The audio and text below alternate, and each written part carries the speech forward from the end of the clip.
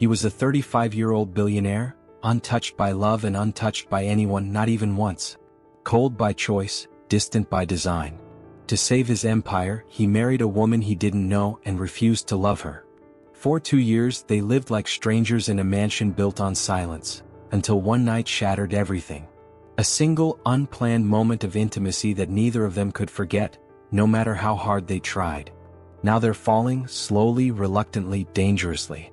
And pretending it meant nothing? That's no longer an option. Welcome to our channel. Before we dive in, don't forget to hit that subscribe button and drop a comment below, telling us where you're watching from. We'd love to hear your thoughts and keep the conversation going. Also share this video to your friends and loved ones, and turn on post notifications so you don't miss future videos from us.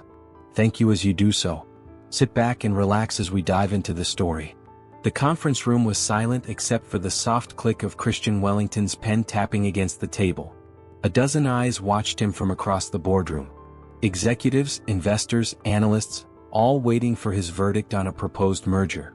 He said nothing. His sharp eyes scanned the digital presentation on the sleek glass screen before him. Then he spoke, calm, clipped, absolute. No, a collective exhale swept across the room. His voice, cool and commanding, carried the kind of finality that didn't invite argument. He stood, tugged lightly at the cuffs of his tailored suit, and walked out, his assistants scrambling to catch up. This was Christian Wellington, the reclusive CEO of Wellington Tech International, billionaire, innovator, visionary. And yet, to those who truly knew him, which were few, he was also a deeply private man haunted by his own walls. By age 35, Christian had already reshaped the global software landscape. He was disciplined, meticulous, driven by perfection. But there was one thing he had never experienced: intimacy. Relationships were distractions. Love, a concept for people with time to waste and hearts too fragile to protect. He had never had a girlfriend, never held a hand out of affection, and most notably, had never slept with anyone. It wasn't a secret, but it wasn't public knowledge either. The media painted him as enigmatic. In truth, he didn't want to be touched, didn't want to be known. Even casual flirtation felt like intrusion. His emotional detachment had never been a problem until now. Wellington Tech was under threat. Behind the curtain of success, a silent storm brewed. The company's stocks were under quiet siege from a group of powerful venture capitalists, men who sought control, not collaboration. Wellington Tech was Christian's life's work, and it was slipping through his fingers. His father, Williams Wellington, a retired mogul himself, proposed a solution. It came not in numbers or strategy but in tradition. "You need to marry," he'd said one night, swirling bourbon in a cut crystal glass in the family estate study. Christian's face had been unreadable. "Marry," he repeated like the word was foreign. Williams nodded. "An alliance with the Hawthorns would stabilize the company. We merge bloodlines and businesses. That's how dynasties are preserved." Christian had laughed, dry and humorless. "You want to barter me like a chess piece? No, I want to protect what you've built. And like it or not, sometimes empire needs legacy more than autonomy." The Hawthorns were old money, quiet power. They owned industrial holdings, controlled political favors, and unlike the loud, flashy nouveau riche, they were discreet. The kind of family who smiled with closed lips and never spoke of deals outside oak-paneled rooms. And their daughter Lillian was the proposal. Christian had met her once, briefly. She was beautiful, poised eyes, warm but unreadable. She hadn't spoken much, and when she did, it was with a grace that was almost surgical. He'd walked away thinking nothing more than, she knows how to play the game. 2 weeks later, the engagement was announced. The wedding was private, efficient, and painfully sterile. No vows of love. No whispered promises. Just a silent understanding. This was business. A contract in couture. Afterward, they moved into the Wellington estate, a sprawling mansion with wings so large they could live in the same house and never cross paths. And that was exactly what happened. Christian took the west wing. Lillian the east. They were married on paper but strangers in truth. Dinners were quiet, conversations rare. She asked nothing of him. He offered nothing in return. Their parents were satisfied. The public speculated.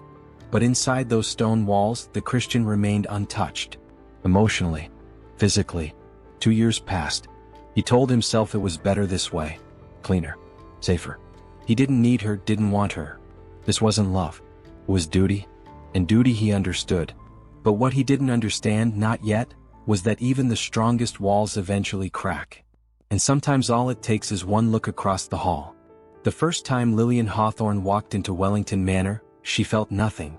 Not awe, not fear, just numb acceptance.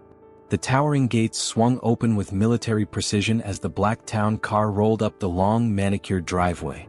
The sprawling estate stretched beyond the line of sight. A fortress of wealth built on secrets and silence. Ivy crawled up pale stone walls. Marble statues stood like guardians along the garden paths. It was a house meant for legacy, not love. She didn't expect warmth. She didn't need it. Inside the grand foyer, the butler offered a nod. "Mrs. Wellington," he said with grave politeness, and she nodded in return, her expression unreadable behind soft waves of dark hair pinned into an elegant chignon. She wasn't a stranger to wealth. The Hawthornes had been silent players in industries that moved nations: oil, manufacturing, politics. Lillian had grown up in a home where emotion was weakness, and every word spoken at the dinner table was calculated. She had never been taught to seek love, only advantage. Still, on her wedding day, wearing silk that felt like a shroud, she had hoped, foolishly, that something might stir between them, even a flicker of connection. But Christian had looked at her with the same eyes he gave board members, polite, unreadable, distant. Their wedding night had been the most formal affair of all. No whispered congratulations, no fingers intertwined under candlelight. After the final guests left, he escorted her upstairs, not to their shared suite but to the east wing. "This is your room," he said, voice low, almost careful. "You'll have your privacy. I respect that." And then he walked away. Lillian had stood at the door, hand still on the handle, heart echoing in a strange kind of hollow. And so their marriage began. Weeks blurred into months and months into 2 silent years. Lillian settled into a routine designed for emotional distance. She spent her days immersed in art and literature, overseeing philanthropic initiatives tied to the name. Wellington Manor became a stage for perfectly curated appearances, charity dinners, foundation galas, silent smiles for cameras. Christian was a ghost in tailored suits. He left early, came home late, locked himself away in the West Wing's private study. They passed each other in corridors with nods instead of greetings.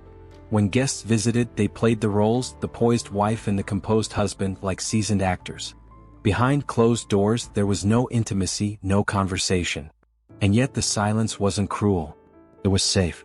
He never tried to touch her, never crossed her boundaries. At first she had felt insulted. Was she not attractive enough? Was he disinterested? But soon she understood it wasn't rejection. It was retreat. He lived behind glass, afraid of what closeness could shatter, in that at least they were the same. She too had learned long ago that affection came with price tags. She'd been told since 16 that her beauty was a currency. Her quiet elegance, her Harvard education, her lack of scandal, all of it made her the perfect wife for the right man. Christian Wellington was the right man. Not for love but for strategy. Their parents had arranged it with cold smiles and clinking champagne flutes, calling it visionary. Lillian had nodded, agreed, even smiled. But inside, something folded in on itself. At night, she would lie in her king-sized bed, eyes fixed on the high ceiling, wondering if this was all life had to offer. A marriage built on strategy. A mansion filled with silence. A name, Mrs. Wellington, that felt more like a brand than a bond. And still she never cried. Not once. Crying, like love, was a luxury she'd never allowed herself. Then came the 2nd anniversary of their marriage. There was no celebration. No mention. Just an envelope on her dressing table. A formal invitation to a business gala hosted by Wellington Tech. Lillian, dressed in a sleek navy gown, pinned her hair with the same precision as always, and met him in the foyer. Christian stood waiting, crisp and beautiful in a black tuxedo, his eyes flickering over her figure with a brief, unreadable pause. "You look elegant," he said after a beat. "Thank you," she replied. It wasn't a compliment. It was an observation. But it was the first thing he'd said to her in 3 days. They rode to the gala in silence, sitting apart in the back seat. But Lillian felt it, the shift. Subtle. Electric. His glances lasted a second longer. His silences were heavier. Something was changing. And neither of them was ready. Not yet. But soon. The rain started as a whisper against the windows. Lillian stood barefoot by the grand piano in the music room, watching streaks of water blur the gardens into shadows. It was nearing midnight, but she wasn't tired. Her silk robe clung softly to her body, and a half-finished glass of red wine sat forgotten on the small side table. The house was still, so still it almost didn't feel real. Sometimes, it reminded her of a museum where nothing changed, where emotion was kept behind velvet ropes and security glass. She'd been restless all day, her mind churning for no reason she could explain. She tried to read but couldn't focus. She tried to write in her journal but found herself staring at the page. So she wandered room to room, like a ghost haunting a mansion too big for one life. And then she heard the door. A sharp click echoed down the corridor. The unmistakable sound of the main entrance opening. That was strange. Christian was rarely home before 1 in the morning, and even then he moved with the silence of a man trying not to be noticed. But this time she heard footsteps. Measured. Unhurried. They paused at the threshold of the foyer, then moved toward the east wing toward her. She turned just as he entered the room. Christian stood in the doorway, his black suit damp from the rain. For once he looked less like the controlled CEO and more like a man who had just needed to come home. His eyes locked on hers. "Lillian," he said. And the sound of her name in his voice felt like a new language being spoken aloud for the first time. She blinked, startled. "You're home early." He nodded once. The meeting ended quicker than expected. A silence fell between them. Not awkward. Not cold. Just charged. Lillian's breath caught, her fingers unconsciously tightening around the edge of the piano. Christian stepped further into the room, his gaze moving slowly. Not over her body in lust, but over her presence, as if realizing for the first time that she wasn't just part of the house, but a woman he didn't yet know. "You're awake," he said quietly. "I couldn't sleep. Neither could I." He came closer, his steps quiet over the polished floor. When he stood just a few feet away, she noticed something she hadn't before. The faintest tremble in his hands. Christian Wellington, the man who never cracked, never hesitated, looked unguarded. She tilted her head. "Is something wrong?" He hesitated, then shook his head. "I don't know anymore." Another silence. And then, without a plan, without words, he reached out and touched her. Just the lightest brush of his fingers against her wrist. But it set off a storm beneath her skin. Lillian's eyes widened. He didn't pull away. Neither did she. He moved closer, slowly, deliberately, until they were inches apart. His hand slid up her arm, then gently to her face, thumb tracing the curve of her cheekbone. Her breath hitched. She could smell the rain on him, feel the tension pulsing between them. "I've been thinking about you," he admitted, voice low and hoarse. "More than I should." She swallowed hard, her heart drumming. "You're my husband," she whispered. "You're allowed to think about me." His eyes searched hers. "Not like this." Her hands moved of their own will, rising to rest against his chest. She felt the steady beat of his heart beneath her palms. And for the first time in 2 years, something inside her cracked open. "Then stop thinking," she murmured, "and feel." Christian didn't answer. He kissed her. It was gentle at first, testing, hesitant, like he was afraid he'd break her. But when her lips parted, when her arms wrapped around his shoulders, something inside him shattered. The kiss deepened, raw and consuming. They moved together like instinct, like gravity had been waiting for this pull all along. He lifted her, carrying her effortlessly down the hall. They crossed the threshold of her bedroom, a space that had always been hers until now. Clothes fell away in silence. There was no talking, no performance, no rush. Only hands learning each other, mouths tracing forgotten skin, gasps pressed into necks and shoulders and open palms. Christian moved with reverence, with aching restraint, as if this wasn't lust but surrender. He was careful, attentive, tender. And beneath it all, there was a tremble of awe in his touch, like he couldn't believe this was real. Lillian felt every second of it, not just in her body but in her soul. And when it was over, when they lay together beneath soft sheets, breathless and exposed, she turned to him, waiting for something. A word. A smile. Anything. But his face had gone still. His body was next to hers, but his eyes were already retreating. Morning arrived with cruel indifference. Sunlight spilled into the room through gauzy curtains, warm and golden, cutting across the bed like it didn't know what had happened just hours before.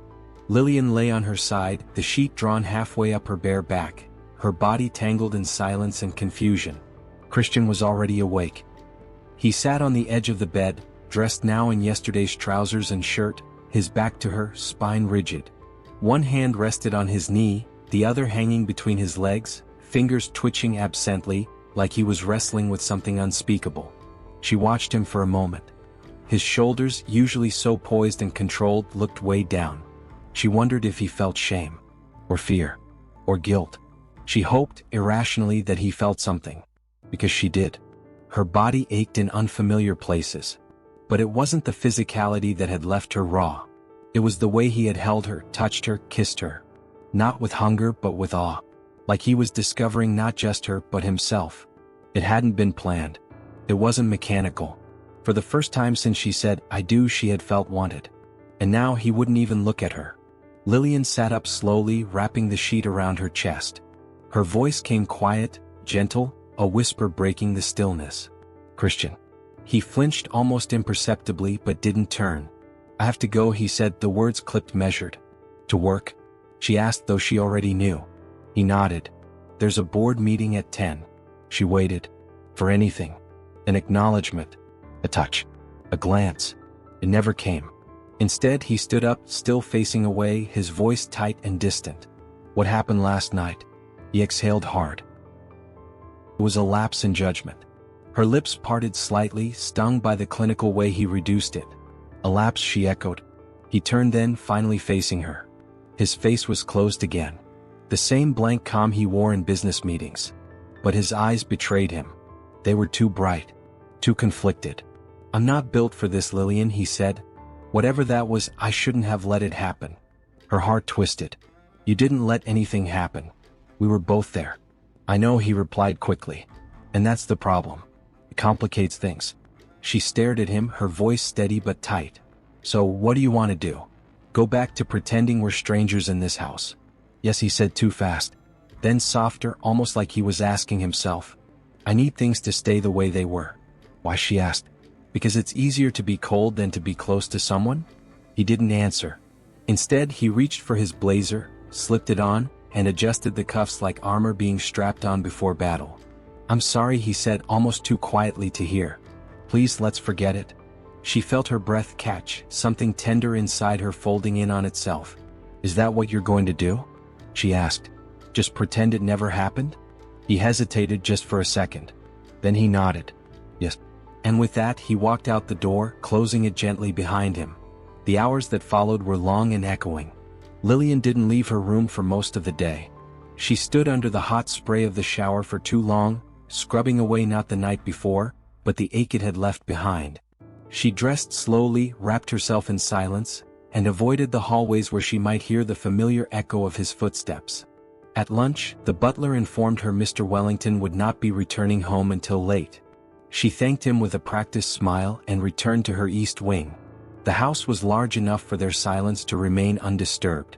But everything had changed. Every step she took now passed shadows of memory. The place on the staircase where he had once glanced at her and smiled. The hallway where their hands had brushed. The door to her bedroom, now tinged with the scent of his skin, the memory of his breath against her neck. She tried not to feel. She poured herself a glass of wine and stared at the piano, but her hands wouldn't move toward the keys. The music inside her felt broken, silenced by confusion and pain.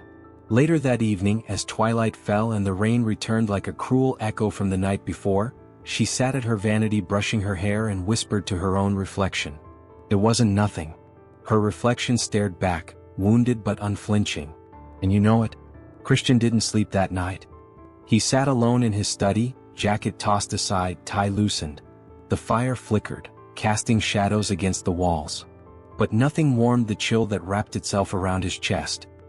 He saw her everywhere, in the way she touched the rim of her wine glass, the sound of her laugh when she let it slip, the scent of her shampoo that still lingered on his hands. He ran a hand through his head, jaw tight. She had looked at him like he was a man worth something. That terrified him more than anything because deep down he didn't believe he was. The silence returned, but it was different this time, charged, thicker, like the kind of quiet that builds before a thunderstorm. Lillian and Christian slipped back into their routines with the smoothness of seasoned actors. They passed each other in the halls with polite nods, dined together only when their calendars forced it, and retreated to their respective wings at night like strangers performing an old dance. But everything was different now. Every time their eyes met, it was as if the air between them vibrated. They both felt it, the weight of what had happened, of what they had tried to forget. But pretending was easier than facing it. At least that was what they told themselves. Until it became unbearable. It began with the smallest cracks. Christian found himself lingering in the kitchen when she passed through in the morning. He'd never been a breakfast person, yet now he sat at the marble island with a black coffee he barely touched, watching her pour tea. Her robe, always belted neatly, now seemed softer, more intimate. He noticed how her fingers curled around the porcelain cup, how she blew on the tea before sipping. Lillian felt him watching. She didn't acknowledge it, but her heartbeat quickened each time he was near. She tried to convince herself it was frustration, anger, but that was a lie. One morning, she reached for the honey while he was standing behind her. Their hands brushed. Neither moved for a second too long. And still they said nothing. The tipping point came at the charity gala. It was held in the heart of the city, beneath chandeliers that glittered like stars above a crowd of polished socialites and old money heirs. Lillian wore a midnight blue gown that shimmered under the lights. Her hair swept into soft curls that grazed her bare shoulders. She looked effortlessly radiant. Powerful. Boys. Christian noticed her the moment she stepped out of the car. He had escorted her, of course. That was expected. But when the driver opened the door and she stepped out, something inside him shifted. She was no longer just the wife. She was a woman he desired. Wanted. And she wasn't looking at him. Inside the ballroom, they mingled with donors and partners. Christian gave the requisite smiles, delivered a brief, flawless speech, and posed for photographs. But his attention never wandered far from Lillian. He noticed the way she laughed at something a congressman said. The way she leaned slightly toward an art curator from Milan. And then there was him. A hedge fund manager named Julian St. James. Mid-30s. Charming. A little too smooth. Julian leaned in when he spoke to Lillian. Touched her arm a moment too long. She didn't pull away. Christian's grip on his champagne glass tightened. He didn't realize he was walking toward them until he was standing at her side, interrupting the conversation without apology. Lillian, he said, his voice low and firm. We should go. Her brows lifted slightly. It's only 10. I've had enough of the spotlight, he said, his eyes never leaving Julian's. And I believe our driver is already waiting. Julian chuckled. Don't worry, Wellington. I'll keep her company. Christian's jaw flexed. That won't be necessary. Lillian stared at him. Her lips parted. Then, with a small, unreadable smile, she nodded. Of course, she said. Let's go. The ride home was silent. Tense. Electric. Christian stared out the window, jaw clenched.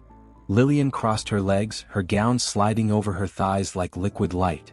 When they arrived, she didn't wait for him. She walked ahead, her heels clicking sharply on the marble floor.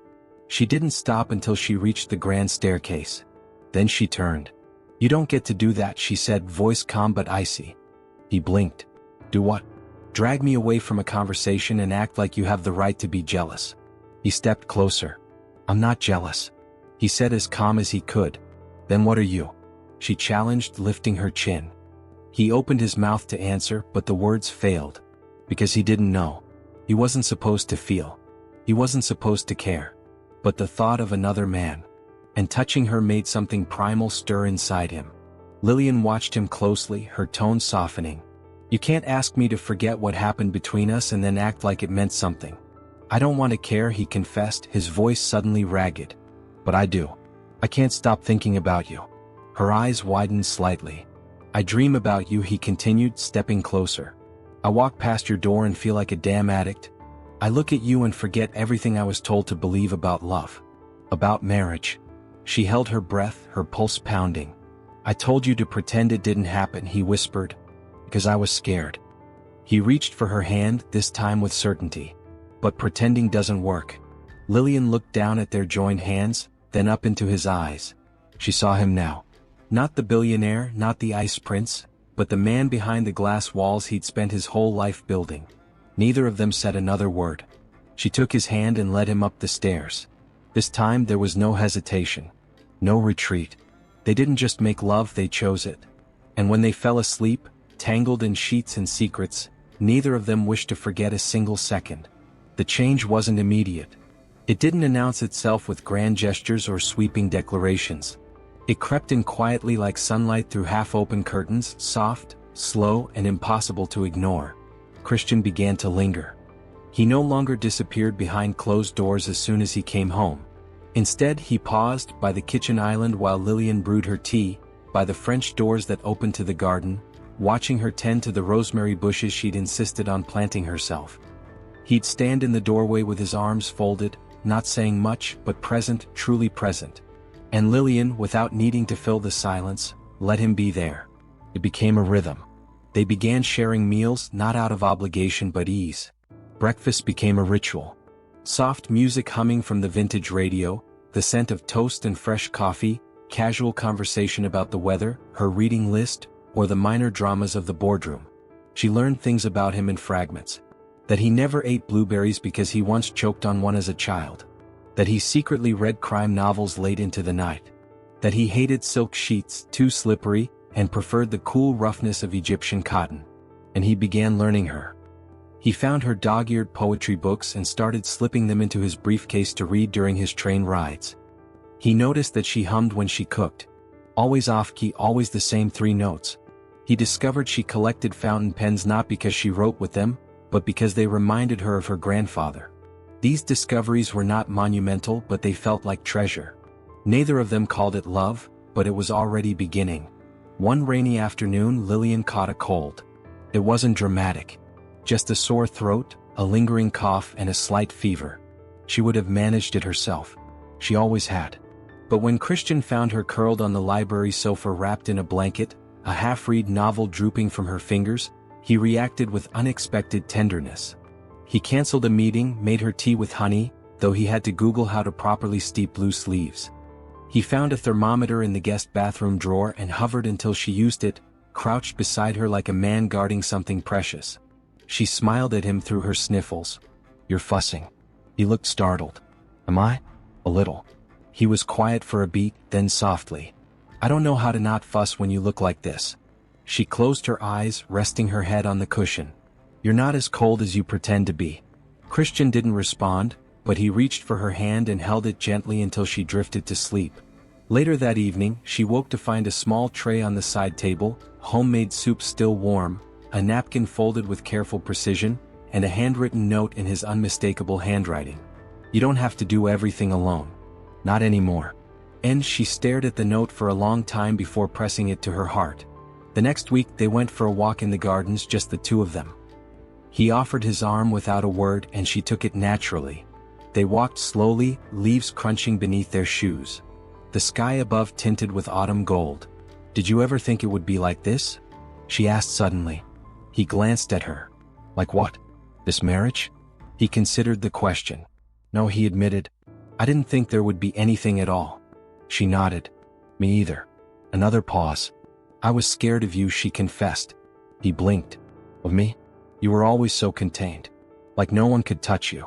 Not physically but emotionally." He looked at the path ahead. "I used to think that was a strength. And now," he met her gaze. "Now I think it was loneliness dressed up in control." Lillian stopped walking. She faced him, her eyes searching his. "I want this," she said, voice low but clear. "Not just the house. Not just the name. I want to try." He didn't hesitate. He cupped her face with both hands, his thumbs brushing her cheekbones. "I'm already trying," he whispered. "I just don't know how to be good at it yet." She smiled softly, pressing her forehead to his. "You're doing better than you think." They kissed beneath the rustling trees, slow and reverent. There was no urgency, just presence and the quiet unfolding of something fragile and real. That night, they shared his bed for the first time without desire being the reason. They lay beneath the same covers, her head on his chest, his arm curled around her waist. He played with her fingers absent-mindedly while she whispered stories from her childhood, ones she'd never shared with anyone before. He told her about the lake house he hadn't visited since his mother died, how he'd loved skipping stones, how he used to believe the stars could answer questions if you stared long enough. "You're not who I thought you were," she murmured sleepily. "Who did you think I was?" "A wall," she said, "made of glass, beautiful, cold and impossible to reach." And now she looked up at him, her eyes soft. "Now I see the man behind it." He held her closer. Neither said it yet. The words hung in the space between them, tender and terrifying. But love was growing inch by inch, and falling slowly was the only way it could ever feel real. The first snowfall of winter came quietly. It blanketed the estate in white, softening sharp edges and muting the world into stillness. Wellington Manor, with its endless halls and Gothic charm, looked almost romantic now, like a storybook palace caught in a moment of magic. Inside, the fire crackled in the drawing room. Lillian stood barefoot on the rug, wearing one of Christian's oversized sweaters and thick wool socks, sipping a mug of spiced cider.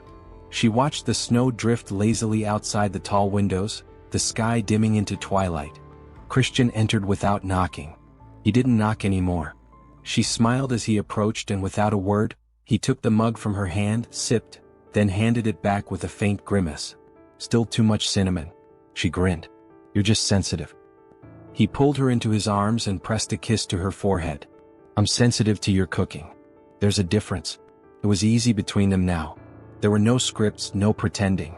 The intimacy that had once terrified them had become home. They shared a bed every night, woke wrapped around each other like roots growing in the same soil. And yet there were still things unspoken. The biggest one lingered on both their tongues like something waiting to be set free. A few days later, Christian asked her to spend the weekend away. "Where?" she asked, lifting a brow over her book. He hesitated, then said, "The lake house." She looked up, surprised. "You haven't been there in years." "I know. You said you didn't want to go back." "I didn't," he admitted. "But I do now with you." She closed the book gently. "Then take me." The drive was long, winding through bare trees and frozen fields. Christian's hands gripped the steering wheel tighter than usual, though he didn't say much. Lillian didn't press him. She could feel it, the shift. Something was stirring inside him. The lake house sat on a quiet stretch of private land, nestled against a glassy expanse of water that reflected the winter sky. The house was modest compared to the manor, wood and stone and age, with a chimney already puffing smoke by the time they arrived. Lillian wandered through it slowly, taking it in. The old photographs on the mantel, the dog-eared books on the shelf, the faint scent of cedar and thyme. Christian stood in the doorway of the study, his eyes on a framed picture of a younger him, smiling awkwardly next to a woman with warm eyes and a knowing smirk. "Your mother?" Lillian asked softly. He nodded.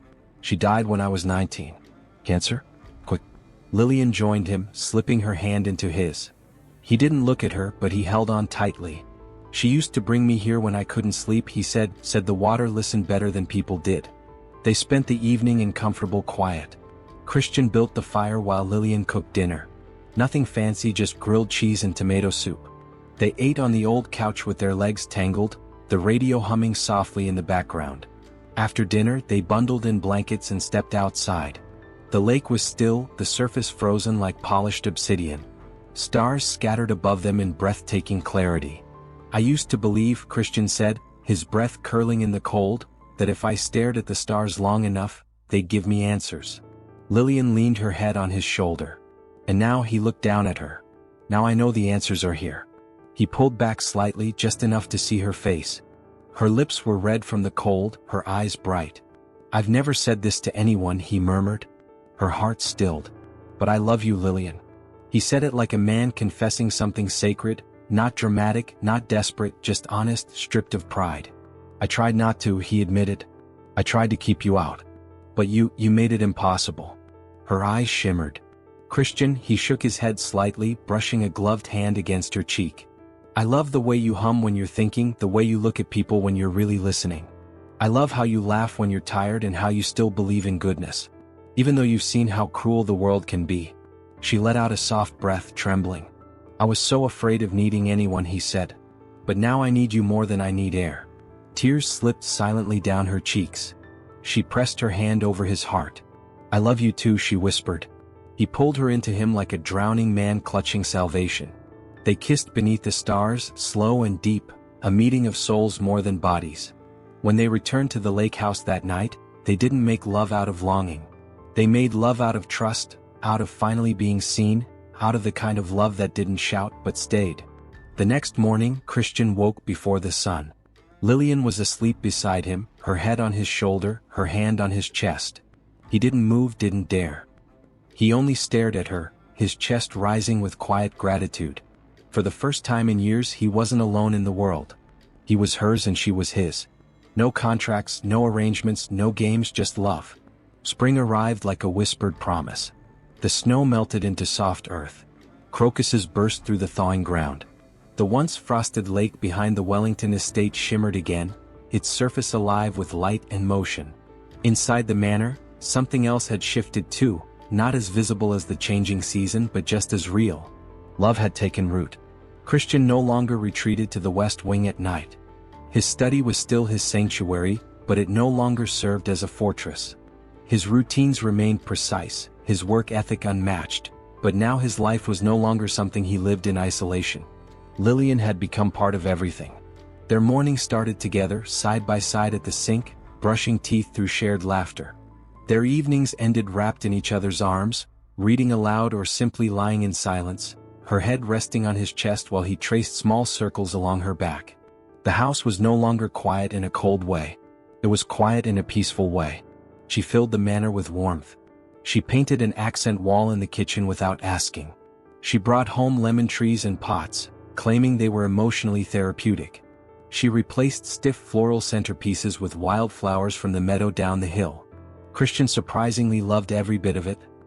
He didn't say so, of course, not in so many words, but Lillian noticed the way he lingered near her when she arranged those flowers, how he'd quietly bring a fresh cup of tea to the windowsill where she read, or how his hands instinctively found her waist whenever he passed behind her in the kitchen. Affection came slowly from him, but when it did, it was earnest and it never left. It was a late afternoon in early May when it happened. They were sitting on the back terrace, the sunlight golden and warm against the stone tiles. A book sat forgotten in Lillian's lap, her eyes closed as she basked in the light. Christian watched her from across the table, studying the way her hair glowed in the sun, how her lips parted slightly in sleep. He had never felt such stillness inside himself. It was the kind of moment that made him realize how far he had come from the man he used to be, a man encased in fear, in walls, in loneliness disguised as ambition. He stood up and quietly stepped inside.